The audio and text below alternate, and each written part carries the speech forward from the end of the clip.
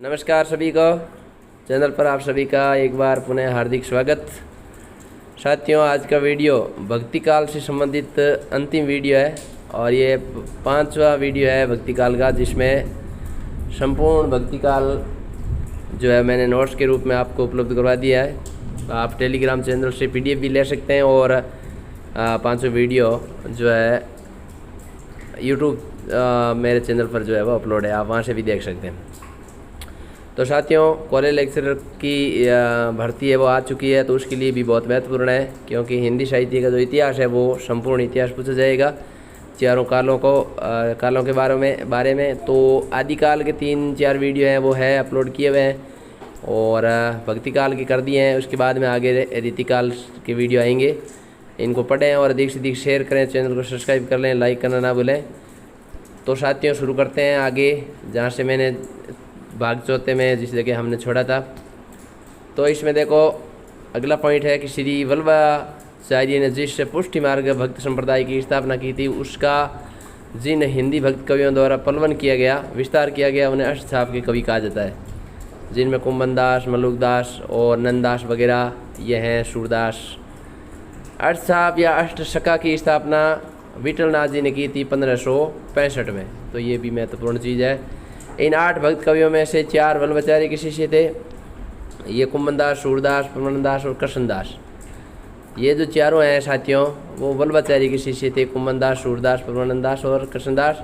अन्य 4 हैं वो विठलनाथ जी के शिष्य थे, गोविंद स्वामी, छीत स्वामी, नंददास और चतुर्बुद्धदास। अगला पॉइंट है, वल्लभ संप्रदाय में अष्टयाम की सेवा के अंतर्गत क्या आता है। तो उसमें आपके मंगलाचरण होता है सबसे पहले, फिर श्रृंगार, ग्वाल, राजयोग, उत्थापन, भोग, संध्या आरती व शयन को बड़े समारोह में स्वीकार किया गया है। तो साथियों, चैनल को लाइक शेयर ज़रूर करें, सब्सक्राइब कर लें और अधिक से अधिक आप इनको पढ़ें। बहुत काम की चीज़ें हैं ये, नोट्स पॉइंट के रूप में टेलीग्राम चैनल पर मिल जाएंगे, आप इनको पढ़ सकते हैं। अधिकांश विद्वानों ने दिल्ली के निकट सिही नामक गांव को ही सूरदास का जन्म स्थान माना है। तो ये भी जो है वो पॉइंट है महत्वपूर्ण। महाकवि सूरदास का जन्म 1478 ईस्वी में किया जाता है इस तरह। निधन इनका 1583 में पारसोली नामक स्थान पर हुआ। तो 105 वर्ष की अवस्था इनकी आयु थी। सूरदास की मृत्यु पर गोस्वामी विठलनाथ ने शोकार्त होकर के कहा था, पुष्टि मार्ग को जहाज जात है, सो जाको कच्चू लेना होई सो लेऊ। तो पुष्टि मार्ग का जहाज जा रहा है, ख़त्म जो हो गए थे, तो उन्होंने इस पर ये बात कही। विठलनाथ जी ने ये पूछा भी गया कई बार। वल्लभाचार्य से दीक्षा ग्रहण करने के बाद सूरदास जी ने दास्य और विनय भाव की भक्ति छोड़कर सक्का, वात्सल्य और माधुरी भक्ति ग्रहण की। ये भी बहुत महत्वपूर्ण है कि पहले दास्य और विनय भाव की भक्ति करते थे, बाद में उन्होंने सक्का और वात्सल्य और माधुरी भाव की भक्ति ग्रहण की। वस्तुतः सूर सागर व साहित्य लहरी उनकी श्रेष्ठ कृतियाँ हैं। बाद में उन्होंने ये अच्छे ग्रंथ भी लिखे। सूर सागर बहुत महत्वपूर्ण है, भागवत के 10वें स्कंद पर है।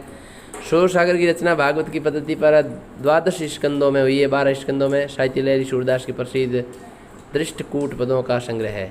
तो ये भी प्रश्न पूछा जाता है, दृष्टकूट पदों का संग्रह किसको कहा जाता है? साहित्य लहरी को, यानी कठिन पदों का। सूर के भाव चित्रण में वात्सल्य भाव श्रेष्ठतम कहा जाता है। वात्सल्य वर्णन में सूर अपना शानी नहीं रखता, यानी कोई इनका मुकाबला करने वाला नहीं है जिस तरीके से इन्होंने वात्सल्य में वर्णन किया।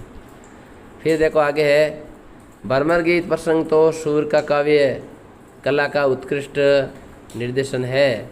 सगुण भक्ति का ऐसा सबल प्रतिपादन अन्यत्र देखने को नहीं मिलता है। सूर की भक्ति पद्धति का मेरुदंड पुष्टि मार्ग की भक्ति है, ये भी आप जरूर ध्यान रखें।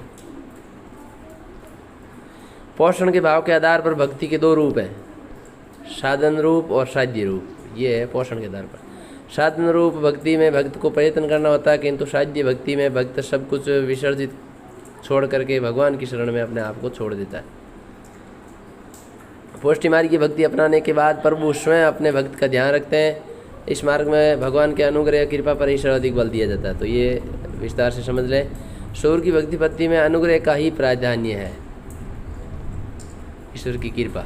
सूर ने भगवदा शक्ति के 11 रूपों का वर्णन किया है, किंतु उनका मन, शक्य, वात्सल्य, रूप, कांत और तन्मया शक्ति के में अधिक रमा हुआ है। उनकी भक्ति पद्धति का प्रमुख आधार पुष्टि मार्ग के सिद्धांत भगवद अनुग्रह ही था और पुष्टि मार्ग में स्वीकृत रागानुगा भक्ति ही उन्हें इष्ट करती है और उसके दोनों भेदों काम रूपा और संबंध रूपा का उन्होंने वर्णन किया साथियों। तो ये भी चीज़ें बहुत ही महत्वपूर्ण है, ध्यान रखें।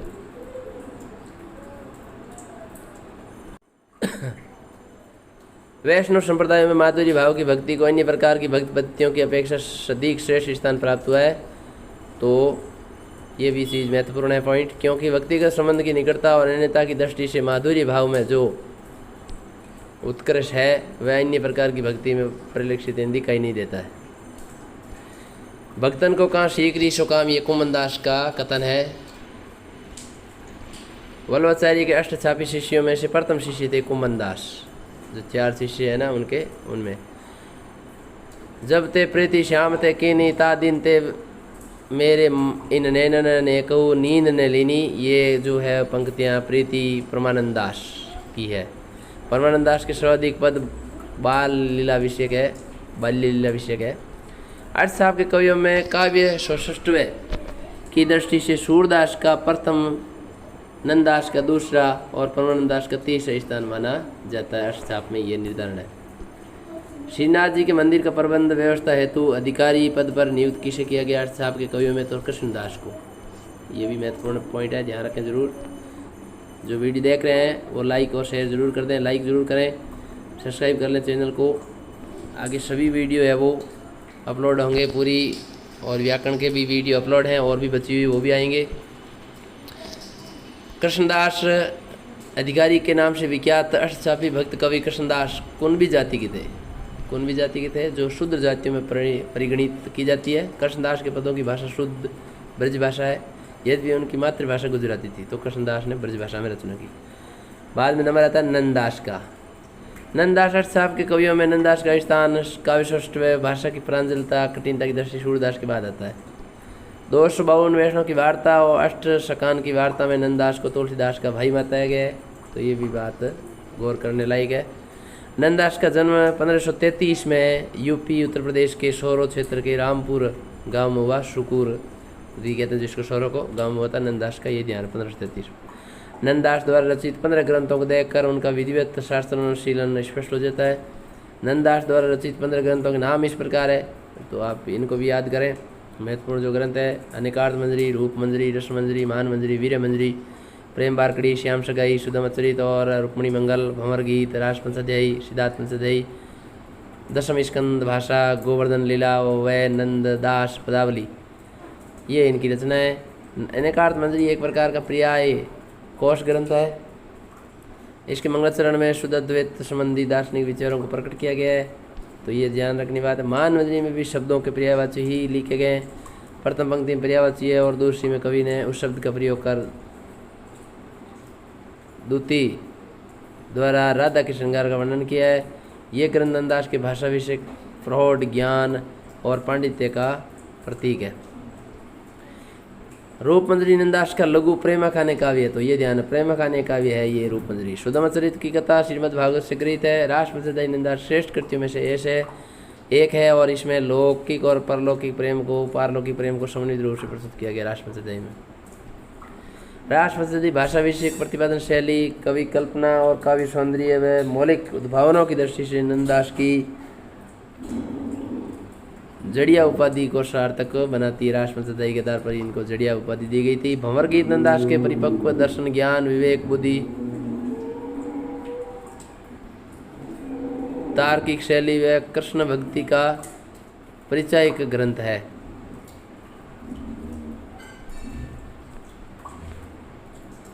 सिद्धार्थ पंचाध्यायी कृष्ण की लीला से संबंधित रचना है। इसके बाद देखो नंददास के संपूर्ण ग्रंथ परिमार्जित ब्रज भाषा में है, शुद्ध ब्रज भाषा में। बानक, लोनाई, रावरे, निक आनी आदि प्रचलित शब्दों में का सुष्टु प्रयोग नंददास जड़िया में भरा पड़ा है। सुष्टु जड़िया उपनाम से प्रसिद्ध कृष्ण भक्त कवि थे तो नंददास, ये भी महत्वपूर्ण जो है वो तथ्य है। श्री स्वामी पुंसरी नामक स्थान पर एक तमाल वृक्ष की छाया में रहते थे। तो ये भी गौर करने वाली बात है। चतुर्बुदास नाम से 4 भक्त कवियों का उल्लेख हिंदी साहित्य के इतिहास ग्रंथों में मिलता है। अष्ट साहब के कवि चतुर्बुदास अष्ट साहब के प्रसिद्ध कुमनदास के पुत्र थे। तो ये चतुर्बुदास जी है वो कुमनदास जी के पुत्र थे। भक्तमाल के रचित नाभदास का वास्तविक नाम नारायण दास नाभा था। बहुत महत्वपूर्ण ग्रंथ है भक्तमाल। निम्बार्क संप्रदाय के कृष्ण भक्त कवि जो है वो श्री भट्ट युगल शतक की रचना की। हरि व्यास देव और परशुराम देव राजस्थान में निम्बार्क संप्रदाय के प्रचार का श्रेय इनको ही जाता है। राधा वल्लभ संप्रदाय का प्रवर्तन गोस्वामी हित हरिवंश ने सन 1534 से वृंदावन में किया था। राधा वल्लभ संप्रदाय का गोस्वामी हित हरिवंश के 2 हिंदी ग्रंथ है, हित 84 व स्फुटवाणी, तथा 2 संस्कृत ग्रंथ है, राधा सुधा निधि और यमुनाष्टक है। हित हरिवंश के भाष्यकार व व्याख्याकार के रूप में धुरुदास का स्थान प्रमुख है। धुरुदास जी ने किया था। सखी संप्रदाय हरिदासी संप्रदाय के संस्थापक स्वामी हरिदास है और स्वामी हरिदास अकबर के प्रसिद्ध दरबारी संगीत की तानसेन के गुरु थे।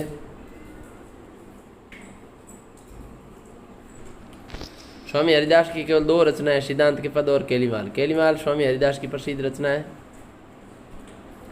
सखी संप्रदाय का रूप और प्रेम का सिद्धांत प्रेम दर्शन अथवा सौंदर्य शास्त्र के अति निकट है। सखी संप्रदाय जो हरिदास संप्रदाय स्वामी हरिदास ने इसका किया था। नाभदास द्वारा रचित भक्तमाल के टीकाकार प्रियदास हैं। ये भी बहुत महत्वपूर्ण चीज़ है। प्रियदास जी ने टीकाकार के रूप में इसका काम किया। नाभदास के विठल विपुल को रस सागर की उपाधि दी। नाभदास ने विठुल विपुल को रस सागर की उपाधि दी। सखी संप्रदाय के बिहारन दास गुरुदेव के नाम से प्रसिद्ध रहे। चैतन्य अथवा गौड़ीय संप्रदाय के प्रवर्तक चैतन्य महाप्रभु का जन्म बंगाल के नवद्वीप नामक स्थान पर हुआ और का बचपन का नाम शिवम्भर था। चैतन्य मत का दार्शनिक सिद्धांत है अचिंत्य भेदाभेद कहलाता है। चैतन्य महाप्रभु के अनुसार मुक्ति का मुख्य साधन भक्ति है, जिसके 5 भेद हैं, शांत, दास्य, शक्य, वात्सल्य और माधुरी भक्ति। चैतन्य संप्रदाय के गदाधर भट्ट ब्रज भाषा के सुप्रसिद्ध कवि थे। गदाधर भट्ट ये चैतन्य संप्रदाय के 2 प्रसिद्ध संप्रदाय निरपेक्ष कृष्ण भक्त कवि जो हैं वो है, जिन्होंने किसी संप्रदाय का साथ नहीं दिया, तो वो है मीरा और रसखान।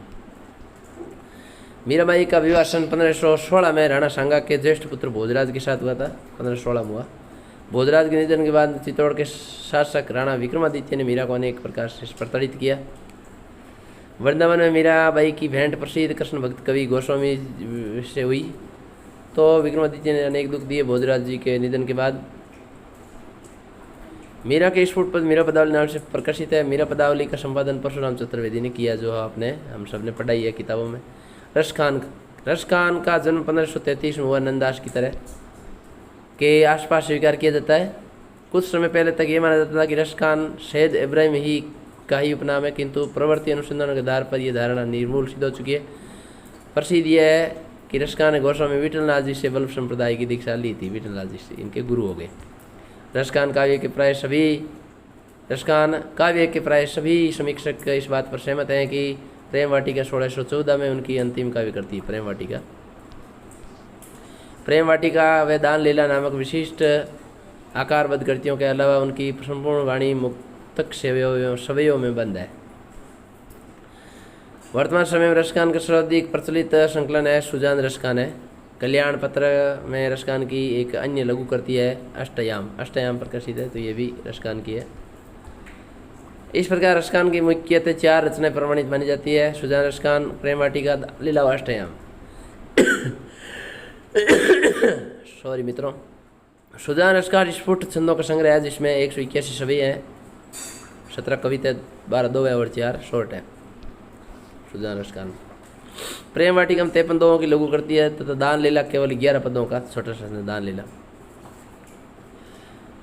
पद्यबंध है, जिसमें कवि ने प्रसिद्ध पौराणिक प्रसंग को राधा कृष्ण संवाद के रूप में निर्मित किया या वर्णित किया। श्रृंगार के उपरांत रसखान काव्य में चित्रित दूसरा प्रमुख रस है वात्सल्य। भगवान श्री कृष्ण का वर्णन किया है। रसखान प्रेम और श्रृंगार के कवि हैं, अतः उन्होंने अपने विषय के अनुरूप सवैया कविता 2 छंदों का काव्य रचना के माध्यम से चुना है। अपने युग में संपूर्ण कृष्ण भक्ति के गेय पदों में रचे जाने की परंपरा होते हुए भी रसखान द्वारा रचित कविता और सवैया छंद का अपनाना उनकी स्वच्छंद वृत्ति का सूचक है। अनेक उनके काव्य में अनेक उनके स्वच्छंद मन के सहज उद्गार प्रकट हुए। उद्गार मतलब विचार भाव, इसलिए रसखान को भक्ति काल में स्वच्छंद काव्य धारा का प्रवर्तक कहा जाता है।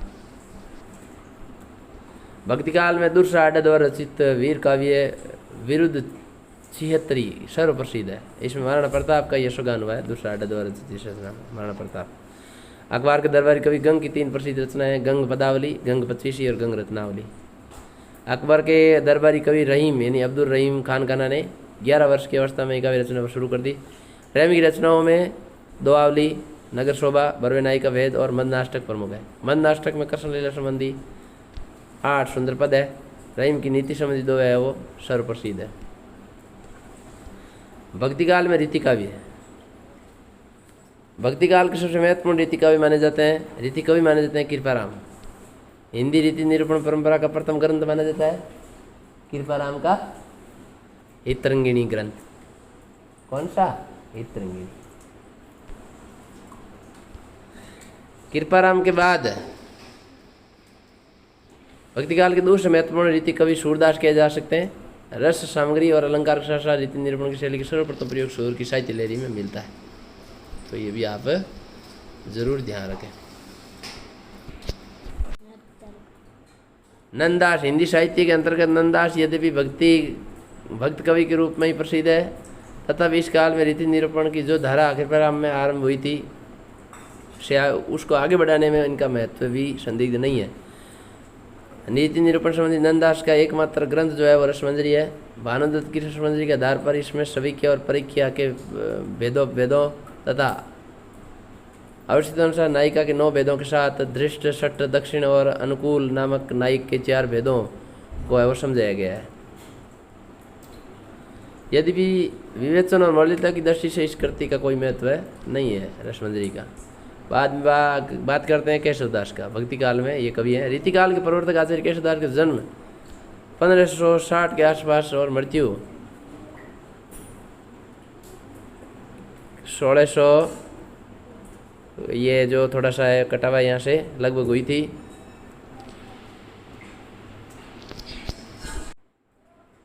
तो मृत्यु इनकी 1617 के लगभग हुई थी। आचार्य केशवदास द्वारा रचित ग्रंथ इस प्रकार है, निम्नलिखित अनुसार है। रसिक प्रिया 1591 में लिखा इन्होंने, रामचंद्रिका 1601 में, कवि प्रिया 1601 में, रतन बावनी 1607 में, वीर सिंह देवचरी 1607 में, विज्ञान गीता 1610 में, जहांगीर जसचंद्रिका 1612 में, नक्शिक और छंदमाला। तो ये ऐसे याद भी करते हैं। ररा, करवी, विजन, ये भी ऐसे है वो 6 केशवदास। ये तो ये ट्रिक से भी याद कर सकते हो। तो बहुत महत्वपूर्ण रचना है इनकी। केशव प्रिया, कवि प्रिया, रसिक प्रिया। कवि प्रिया 1601 में लिखी, रामचंद्र की 1601 में, रसिक प्रिया 1591 में, रतन बावनी, जहांगीर विज्ञान गीता 1610 में। ये बहुत महत्वपूर्ण। तो 1560 से 1617 का जीवन काल के अंतर्गत इन्होंने ये रचना की। रसिक प्रिया, कवि प्रिया और छंदमाला रीति ग्रंथ है। यही पूछा जाता है एग्जाम के अंदर, रीति ग्रंथ रसिक प्रिया किसके अंतर्गत आता है? जिनमें क्रमशः नवरस, अलंकारों और छंदों का निरूपण किया गया है। छंदमाला छंदों में, कवि प्रिया में अलंकारों का और रसिक प्रिया में नवरसों का। रामचंद्रिका में रामकथा का प्रबंधात्मक वर्णन है। रतन बावनी, वीर सिंह देवचरित और जहांगीर जसचंद्रिका आशीदाताओं के प्रशस्ति विषयक ग्रंथ है। विज्ञान गीता में प्रतीक शैली में आध्यात्मिक विषय को प्रस्तुत किया गया। तो बहुत महत्वपूर्ण चीज़ है, ये ध्यान रखें आप। तथा नक्शिक में परंपरागत उपमानों की सहायता से राधा के विभिन्न अंगों का वर्णन किया गया। कवि रसिक प्रिया और कवि प्रिया दोनों 16 प्रभावों प्रकाशों में विभक्त है, जबकि छंदमाला 2 भागों में विभक्त है। रसिक प्रिया में अनुकूल आदि 4 प्रकार के नायकों के प्रकाश और प्रच्छन्न नामक उपभेद और मुग्धा नायिका के नवल वधु, नवल अनंगा और लजा प्रारति नामक भेद किए गए। आचार्यत्व के समान कवित्व की दृष्टि से भी केशव का अत्यंत गौरवपूर्ण स्थान है। भक्तिकालीन कवियों में संभवतः केशवदास पहले कवि जिन्होंने ब्रज भाषा के मुक्तकों के साथ साथ प्रबंध काव्यों की रचना का सूत्रपात किया। विज्ञान की वीर सिंह देवचरित, जहांगीर जसचंद्रिका, रत्न बावनी और रामचंद्रिका, ये 5 ग्रंथ इनकी प्रबंध रचना की जा सकती है। इनमें रामचंद्रिका सर्वाधिक प्रसिद्ध है। राज्य के वर्णनों और विशेषकर संवादों की दृष्टि से रामचंद्रिका अपने आप में इतना अनूठा है, द्वितीय अनोखा है कि इस सीमा तक हिंदी साहित्य का कोई भी कवि नहीं पहुंच पाया। मुक्त काव्यों में केशव के रसिक प्रिया, कवि प्रिया और नक्शिक, ये तीनों ग्रंथ ही आते हैं। कवि प्रिया में कवि के आश्रयदाता राजा इंद्रजीत सिंह की प्रशस्ति संबंधी अनेक छंद समाविष्ट है। रहीम जी, रहीमदास को भक्ति और रीतिकाल को जोड़ने वाले कवियों की श्रेणी में महत्वपूर्ण स्थान दिया जाता है। रीति कवि के रूप में इनकी प्रसिद्ध रचना नायिका भेद और नगर शोभा। नायिका भेद की रचना भानुदत्त की रसमंजरी के आधार पर की गई है, जिसमें विषय वस्तु का वर्णन वर्वे छंद में किया गया। अवधी भाषा में लिखे गए रीति निरूपण संबंधी ग्रंथों में संभवतः ये प्रथम है। सुंदर कविराय, सुंदर कविराय का नायक नायिका भेद और श्रृंगार रस निरूपण संबंधी प्रसिद्ध ग्रंथ है सुंदर श्रृंगार। कवि बलभद्र हिंदी के ख्यातनाम कवि केशवदास के अग्रज थे, बड़े थे। भक्तिकालीन गद्य साहित्य, हिंदी परिवार की भाषाओं में गद्य का उन्मेष काल क्रम से सर्वप्रथम राजस्थानी में प्राप्त होता है। राजस्थानी में गद्य परंपरा निश्चित रूप से ईसा की 13वीं शताब्दी से प्रारंभ होती है, 13वीं शताब्दी। यद्यपि अवधी यानी बनारसी बोली की 12वीं शती की दामोदर द्वारा रचित उक्ति व्यक्ति प्रकरण कृति उपलब्ध है, परंतु इसके बाद 18वीं शताब्दी तक अवधी में गद्य प्राप्त नहीं होता है, इसलिए अवधी को गद्य की दृष्टि से अग्रणी नहीं माना जा सकता। भक्तिकाल में अवधी के अतिरिक्त हिंदी की शेष सभी भाषाओं में गद्य निर्माण हुआ है। ब्रज भाषा गद्य परंपरा में सर्वप्रथम गोरखपंथी ग्रंथों का उल्लेख किया जाता है। नासिकेत पुराण भाषा अष्टसाप कवि नंदास की प्रसिद्ध गद्य रचना है। धूरदास द्वारा रचित रचना सिद्धांत विचार और नवादास अष्टयाम ब्रज भाषा की प्रमुख रचना है। वल्लभ संप्रदाय अपने वार्ता साहित्य के लिए प्रसिद्ध है। खड़ी बोली में निर्मित गद्य रचनाएं 17वीं शताब्दी से प्रमाणित रूप में मिलती है। कवि गंग द्वारा रचित छंद वर्णन की महिमा प्रमाणिकता संदिग्ध है। सन 1623 में कवि जटमल द्वारा रचित गोरा बादल की कथा को इस दृष्टि से प्रथम उल्लेखनीय रचना माना जा सकता है। दक्षिणी ही गद्य की सबसे प्राचीन रचना गेशुद्राजकृत मेराजुल आशिकीन है। मेराजुल आशिकीन ये गेशुद्राज। अष्टयाम में राम की दिनचर्या का वर्णन है। प्रेम आख्यान काव्य की 2 धाराएं, आध्यात्मिक प्रेम जो ईश्वरीय प्रेम है, वह लौकिक प्रेम का वर्णन किया जो सांसारिक प्रेम। प्रेम आख्यान काव्य के माध्यम से हिंदू मुस्लिम एकता का प्रयास हिंदी भक्ति साहित्य की सबसे बड़ी उपलब्धि है। भक्ति काल का श्रेष्ठतम काव्य सगुण भक्ति काव्य ही है। लोक मर्यादा की स्थापना के लिए रामचरितमानस से उत्तम ग्रंथ न तो हिंदी में लिखा गया और न ही इसके बाद लिखा गया।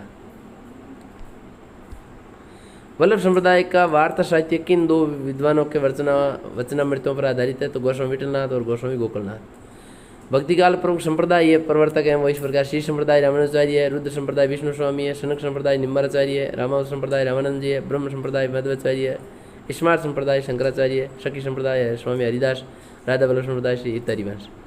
प्रमुख दर्शन और प्रवर्तक अद्वैतवाद का शंकराचार्य ने और ऐसे याद कर सकते हैं। विशिष्ट द्वैतवाद विशिष्ट द्वैतवाद रामानुजाचार्य ने, द्वैतवाद द्वैम मध्वाचार्य, द्वैतवाद निम्बार्काचार्य, शुद्ध द्वैतवाद वल्लभाचार्य। तो इसको ट्रिक से भी आप ऐसे याद कर सकते हैं साथियों।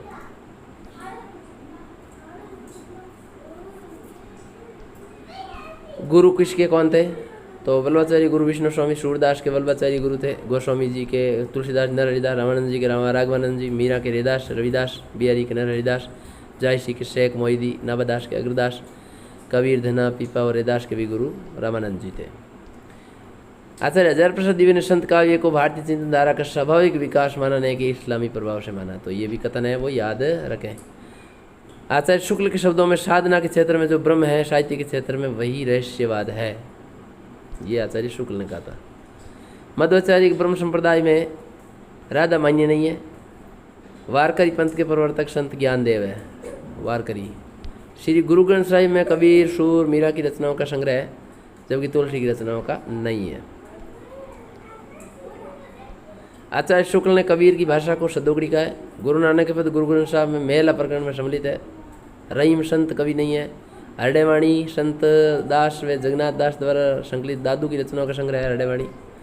मसनवी शैली करते हैं। रचना के आरंभ में ईश्वर की वंदना और पैगंबर की स्तुति, उसे मसनवी शैली कहते हैं। जायसी के अकरावट में देवनागरी वर्णमाला के एक एक अक्षर पर सिद्धांत तत्व चौपाइयाँ हैं। कवि सूफी कवियों ने समाशोक्ति पद्धति में रचनाएं की है।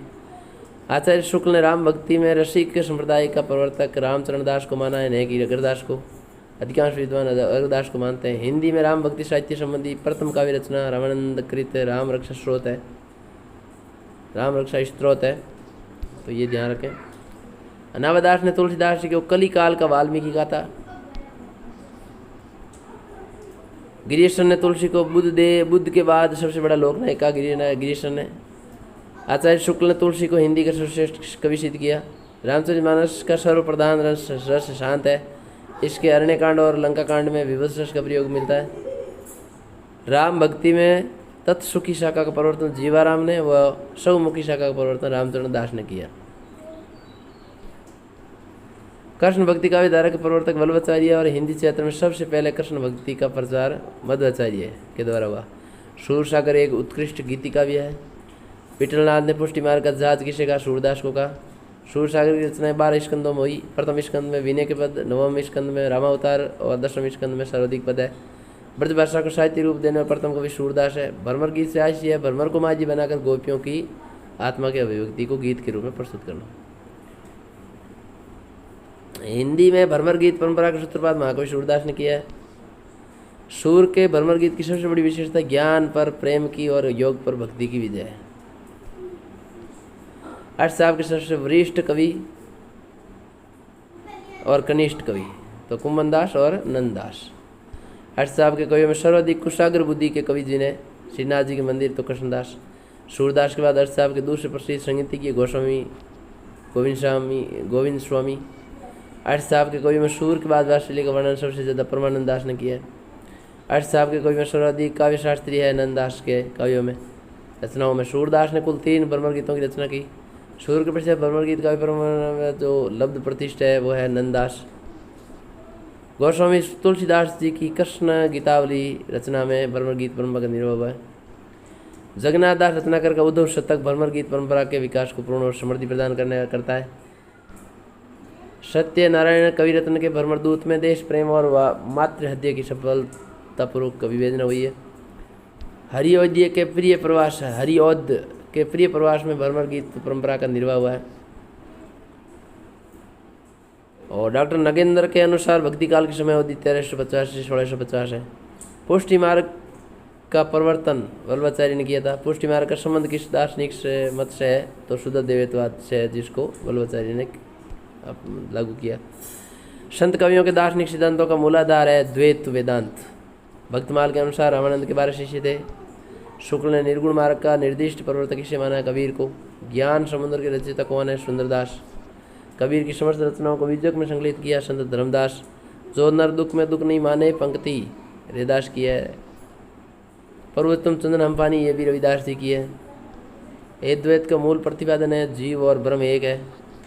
कबीर नामक कृति के रचिता है आचार्य हजर प्रसाद द्विवेदी। संत कबीर नामक कृति की रचिता है राम कुमार वर्मा।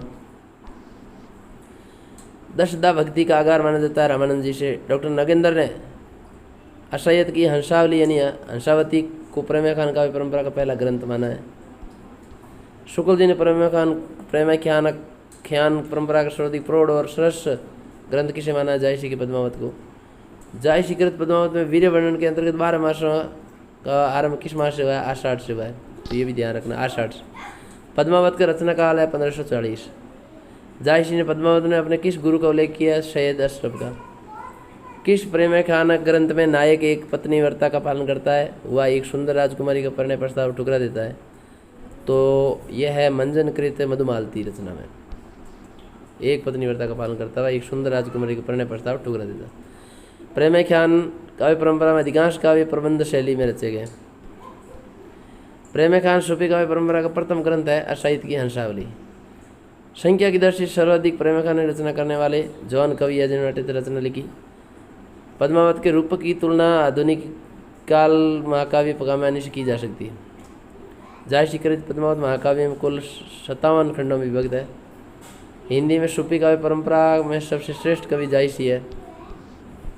पद्मावत महाकाव्य के किस खंड को हिंदी साहित्य की अनुपम निधि कहा जा सकता है? नागमती वियोग खंड। शुभी प्रेम एकांत काव्यों का मूल उद्देश्य है प्रेम के उदास स्वरूप की स्थापना करना।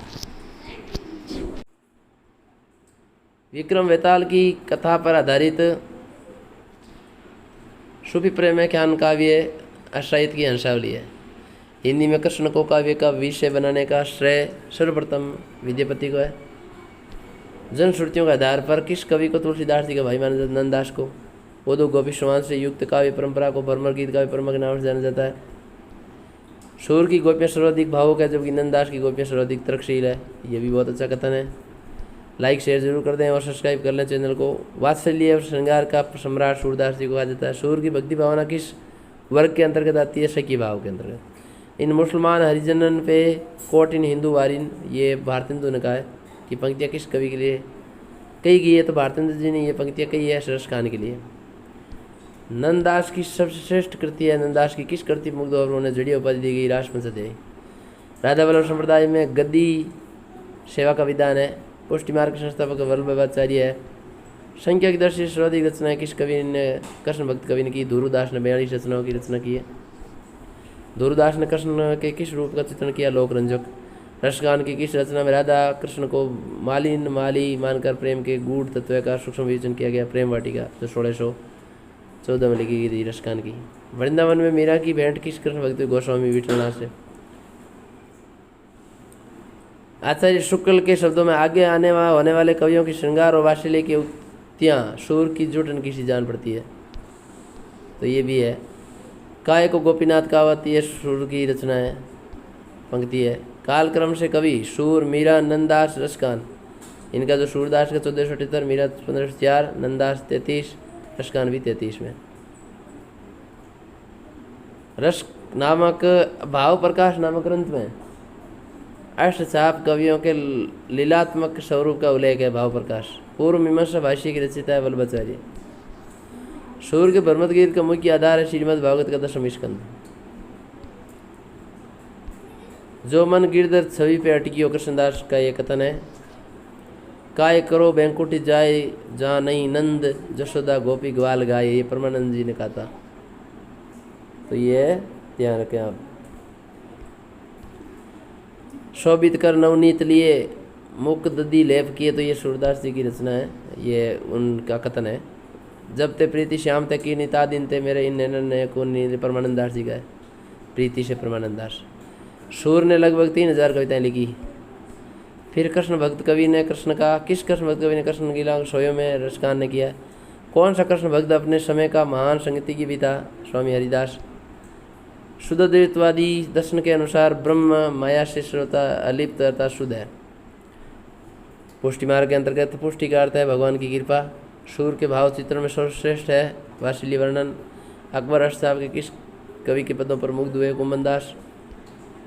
नंददास को जड़िया कहने का अर्थ है काव्य में उपयुक्त शब्द चयन और उसका सुष्ठु प्रयोग। रसकान को सबसे अधिक सफलता मिली प्रेम तत्व निरूपण में। हिंदी साहित्य जगत में प्रेम ब्रज कोकिल के नाम से प्रसिद्ध है सत्यनारायण कवि रत्न। अष्टसाब के कवियों के क्रम में सर्वप्रथम है कुंभनदास। रागानुभक्ति पुष्टि मार्ग संप्रदाय के स्वरूप को व्यक्त करती है। सूर वात्सल्य और वात्सल्य सूर युक्ति शुक्ल की है। हिंदी की गीत गोविंद के रूप में प्रसिद्ध है। नंददास की राजपंचदेय। अष्टसाब के कवियों में कुशाग्र बुद्धि न कृष्णदास को माना जाता है। किस कृष्ण भक्ति संप्रदाय के ऋषि राधा वल्लभ संप्रदाय में प्रमुख दीजिए राधा को, कृष्ण को नहीं।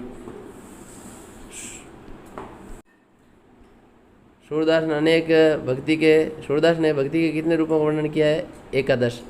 चैतन्य महाप्रभु का दार्शनिक मत है चिंतनीय भेदाभेद। हिंदी में भ्रमर गीत के प्रवर्तक हैं सूरदास। शुक्ल ने सूरदास को जीवनोत्सव का कवि कहा है। ये भी बहुत महत्वपूर्ण कथन है, जीवनोत्सव का कवि। सूर सागर में कृष्ण जन्म से कृष्ण के मथुरा गमन तक का वर्णन है। महाभारत के आरण्यक पर्व में राम कथा का वर्णन है। भक्ति का मार्ग सभी वर्गों के लिए खोलने का श्रेय किसको है? रामानंद जी को है। तुलसी की कविता सवैया शैली में लिखी गई रचना है कवितावली। तुलसी के जीवन चरित्र को जानने के लिए सबसे महत्वपूर्ण ग्रंथ है बेनी माधवदास कृत मूल गोसाई चरित्र। तुलसी की किस रचना में उनके जीवन से संबंधित सर्वाधिक वृत्तांत है? तो कवितावली में मिलता है। सूरदास तुलसीदास जी का जीवन काल 32 से 1623 तक है। आचार्य शुक्ल ने तुलसी का जन्म स्थान माना है राजापुर गांव। आचार्य शुक्ल ने तुलसी के प्रमाणिक ग्रंथों की संख्या मानी 12 ग्रंथ है। तुलसी के समकालीन कवि है रहीमदास, सूरदास और नंददास। रहीम के आग्रह पर तुलसी द्वारा रचित है बरवे रामायण। तुलसी कृत गीतावली सूर की रचना से प्रभावित है। तुलसी द्वारा कली काल से मुक्ति पाने तो लिखी गई विनय पत्रिका। आचार्य शुक्ल अनुसार रामचरितमानस की रचना 2 वर्ष और 7 माह में पूरी हुई। रामचरितमानस की रचना प्रारंभ हुई विक्रम संवत 1631 अयोध्या में। रामचरितमानस का 5वां खंड है सुंदरकांड, कांड है, खंड नहीं कांड। राम भक्ति ज्ञान भक्ति का विशद विवेचन रामचरितमानस के उत्तरकांड में मिलता है। तुलसी की किस रचना में राम के बाद रूप की सर्वाधिक झांकी तो कवितावली में मिलती है। कैसव कहे न जाए का कहिए, तुलसीदास ने ये लिखा है। अब लो नशानी अब ने नशयो विनय पत्रिका में यह चीज़ कही गई है तुलसीदास जी के द्वारा। तुलसी के किस काव्य ग्रंथ में शांत रस की प्रधानता तो विनय पत्रिका में। जाको प्रिय ने राम वेदई विनय पत्रिका से ली गई ये है कथन। तुलसी किस दार्शनिक मत के भक्त कवि थे। विशिष्ट द्वैतवाद। रामचरितमानस का महत्व आज जीवन मूल्यों के कारण है। राम भक्ति काव्य परंपरा में दाम्पत्य मूलक उपासना को लेकर चलने वाली श्रृंगारी भावना के प्रवर्तक थे रामचरण दास। रामानंद ने राम भक्ति शाखा में वैरागी दल का गठन किया था। रामानंद जी ने हिंदी का राम काव्य के मुख्य प्रेरणा स्रोत थे रामानंद जी। तुलसी की मान्यताएं किस संप्रदाय में सर्वाधिक प्रभावित है। शिष्य संप्रदाय में। रामानंद की शिष्य परंपरा। तुलसी किस पीढ़ी में आते हैं तो 7वीं पीढ़ी के अंतर्गत आते हैं। भक्तमाल में 200 भक्तों का चरित्र का चित्रण है। राम भक्ति काव्य धारा का सर्वप्रथम उदय आलवार संतों द्वारा दक्षिणी भारत में हुआ। आलवार और वैष्णव, नयना शिव दक्षिणी भारत में राम भक्ति के प्रमुख प्रचारक है रामानुजाचार्य। तुलसीदास ने अपने काव्य में किस दर्शन का अनुशीलन किया है। द्वैतवाद। तुलसीदास द्वारा गंभीर बीमारी से मुक्ति के लिए क्या ग्रंथ लिखा गया। कौन सा तो हनुमान भावुक। तुलसी के ज्योतिष ज्ञान को प्रकट करने वाली रचना है रामाय्य प्रश्न। रामचरित और विनय पत्रिका के बाद तुलसीदास की तीसरी महत्वपूर्ण रचना मानी जाती है कवितावली। तो ये भी क्रम ध्यान रखें, कवितावली तीसरी रचना है। तुलसीदास की अंतिम रचना हनुमान भावुक है जो उन्होंने भुजा में पीड़ा को दूर करने के लिए लिखी थी। रामचरितमानस के पहले टीकाकार कौन है। रामचरण दास। रामचरितमानस पर सर्वाधिक टीका लिखने वाले विद्वान अग्रदास जी ने अग्रकली नाम से समय को सीता जी की सखी के रूप में अगर अली के रूप में संबोधित किया है। नावदास द्वारा कृत भक्तमाल रचना 1596 में लिखी गई। तुलसी की गीत पद्धति पर लिखित रचना विनय पत्रिका है। दुआवली में 572 दुआ हैं दोस्तों।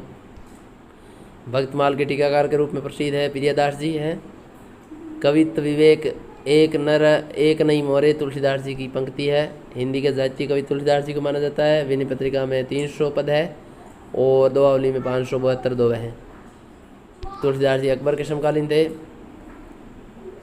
तुलसी की किस रचना में उनका भक्त रूप प्रकट हुआ तो विनय पत्रिका में। गोद लिए तुलसी फिरे तुलसी सुशुद्ध हो ये रहीम जी की रचना है, सॉरी पंक्ति है, कथन है। कली कुटिल जीव तुलसी भय वाल्मीकि अवतार धरी नावादास की।